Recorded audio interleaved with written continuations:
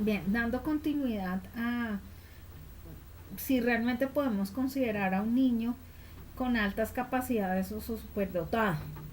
Hoy en día se hace mucho eco frente a estas capacidades de los niños y digamos que la primera pregunta que nos podemos hacer es si siempre ha pasado, por qué pasa esto. No es que los niños en épocas pasadas no hayan tenido capacidades excepcionales o que no existieran, siempre han existido. Lo que sucede es que hoy en día los padres de familia son más inquietos, de pronto se interesan más, bueno, claro, no todos, pero de pronto, a diferencia de hace 40 o 50 años, que la educación era un poco más tradicional y no permitía que el niño hablara, hoy en día los niños tienen como eh, el entorno que los rodea los hacen como expresar más sus necesidades, como hablar un poco más, digamos como presentarse de una manera más precoz socialmente hablando, a diferencia de hace 40, 50, 60 años. Bien, eh, ¿cómo reciben los niños todo este tipo de influencias? Las encontramos desde la televisión, desde todas las actividades extraescolares que hoy en día muchos padres de familia eh, digamos que integran a sus hijos a actividades extraescolares, tenemos los computadores, la internet, el ritmo que se lleva hoy en día es un poco más agitado que hace 50, 60 años. Entonces eso provoca que los niños estén más despiertos y que adquieran conocimientos a una velocidad de pronto un poco más amplia y más, digamos, como más conocimientos que de pronto en décadas pasadas eso ni siquiera se soñaba, ni siquiera se tenía en cuenta. Bien, sin embargo, digamos que estadísticamente se habla a nivel mundial que hay por lo menos un 2 o 3% de población superdotada, o por lo menos que haya sido identificada, y un 15 o 18% con altas capacidades. Bien, eh, lo que pasa es que los niños con este tipo de capacidades mmm, se pierden mucho en el sistema educativo. Porque si hablamos de un aula de clase en promedio, donde una profesora puede tener de 25 a 30 alumnos, 30 estudiantes, perdón, incluso pueden llegar a tener más de 40 en su aula de clase, no se puede llegar a identificar fácilmente a los niños o no se puede generar, digamos, como un proceso de acompañamiento adecuado para ellos.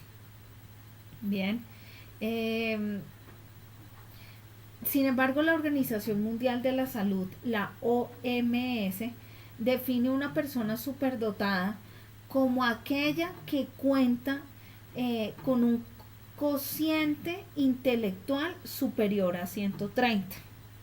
A eso básicamente se refiere. Hay una prueba que es un test de inteligencia que mide el cociente intelectual.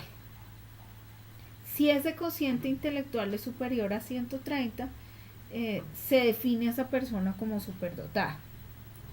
Eh, Sin embargo, cada vez se utiliza menos ese tipo de escala que mide la inteligencia de las personas.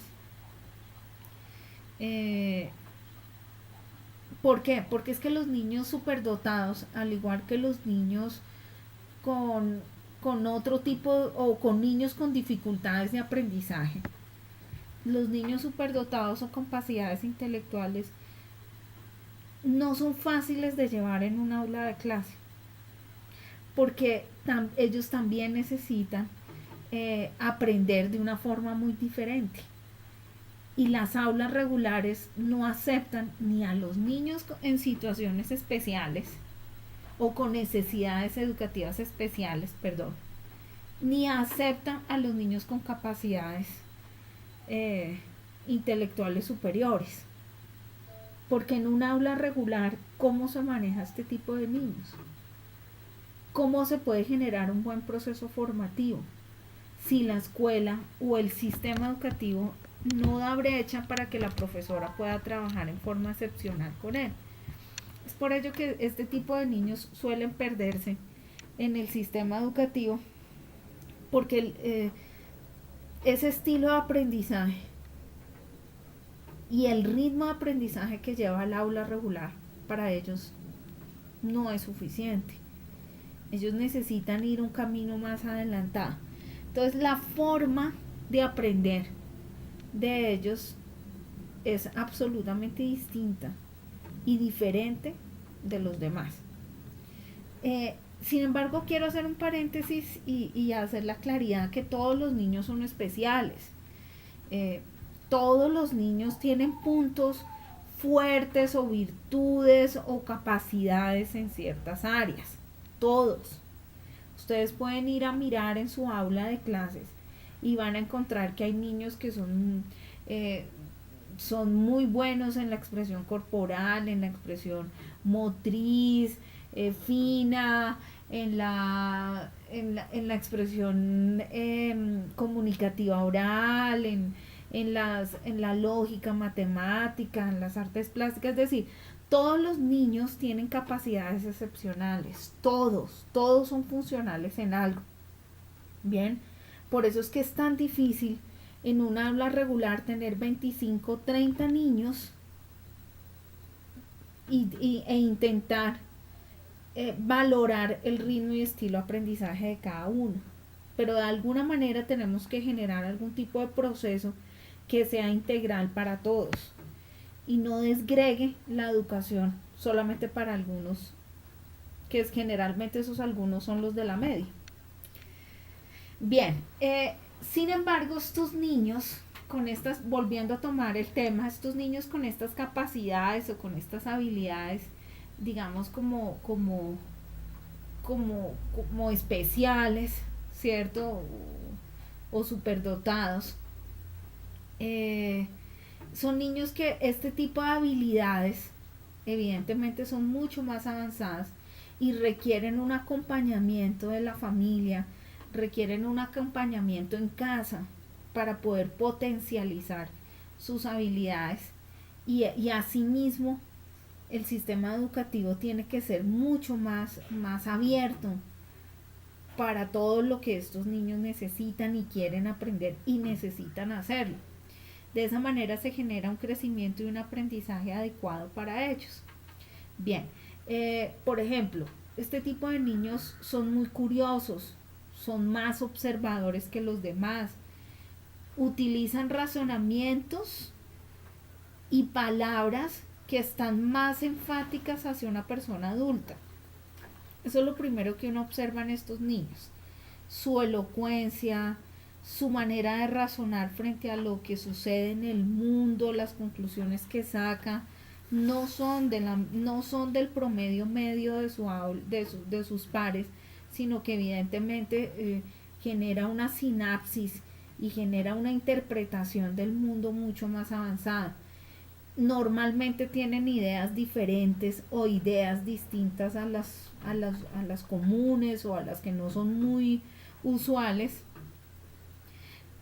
Suelen reconocer fácilmente secuencias que sean complejas y ese mismo tipo de secuencias que ellos están reconociendo, las ven, las identifican y las reconocen, pueden interpretarlas y pueden relacionarlas entre ellos.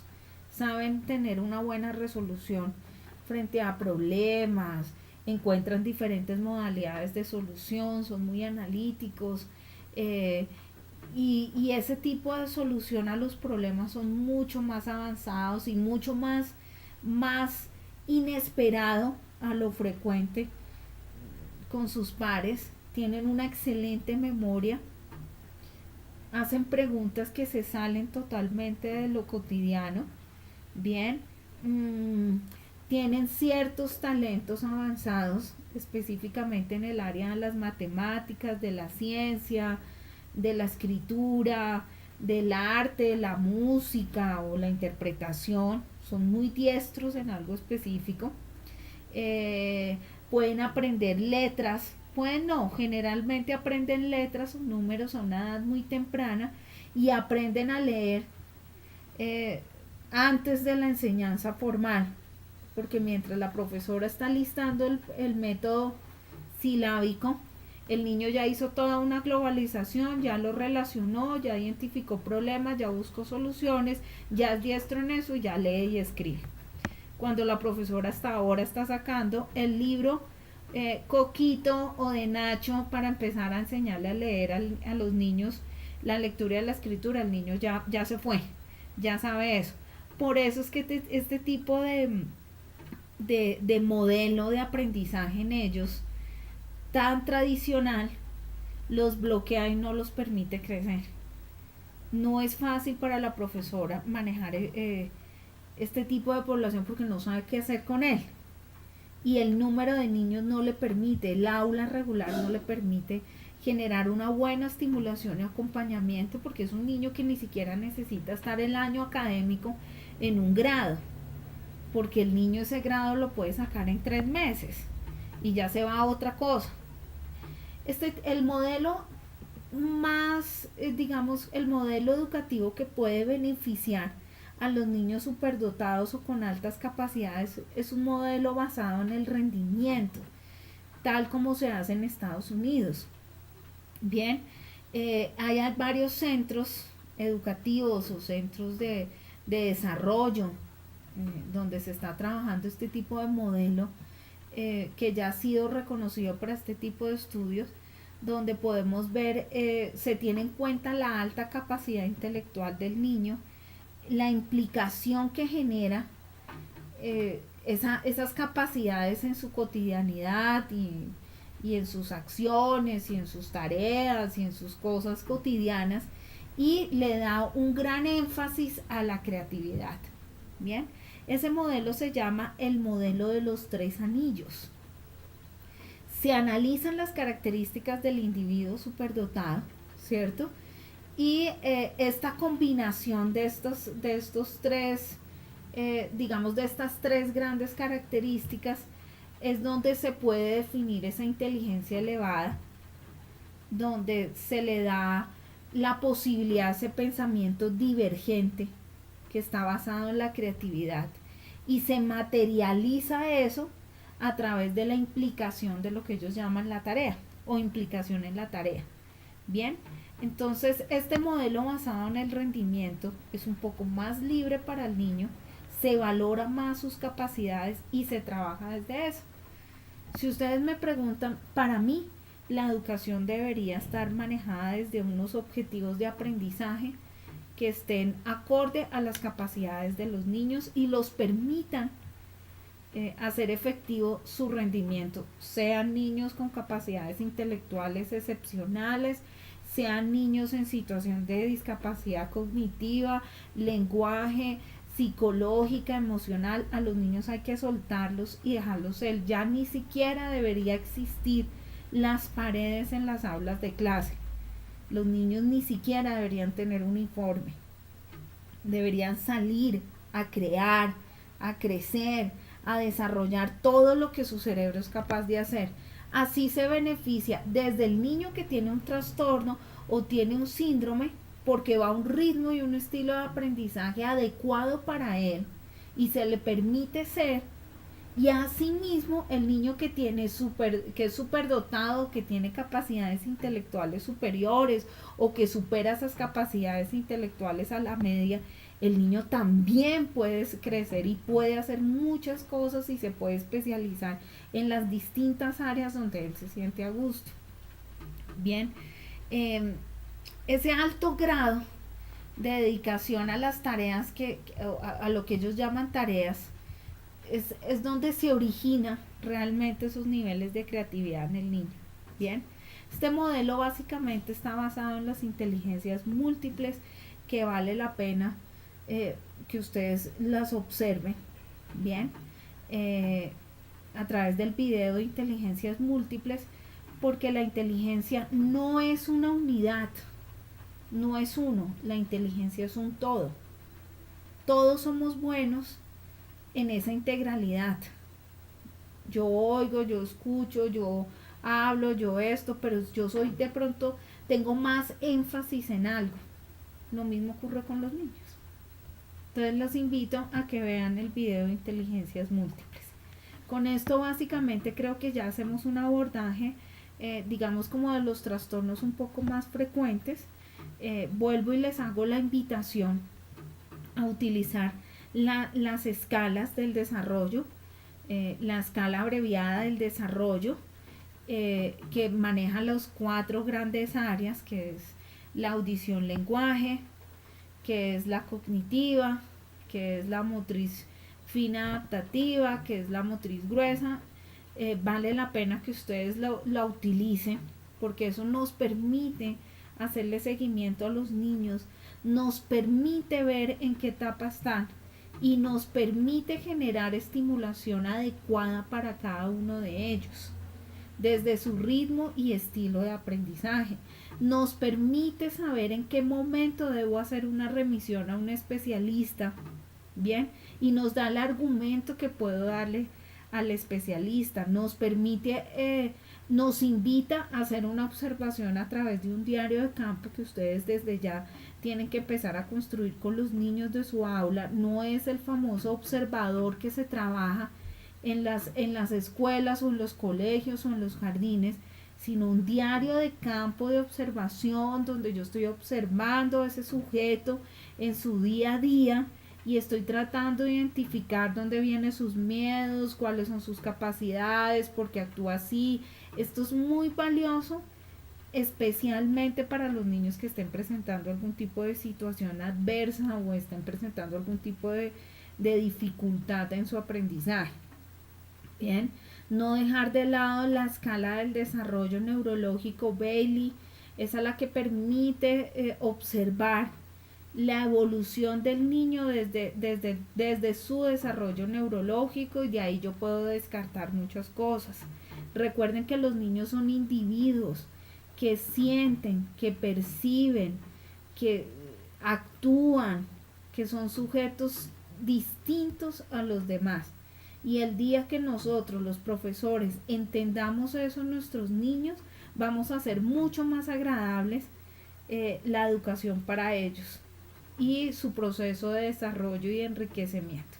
Bien, entonces las dejo con el video de inteligencias múltiples.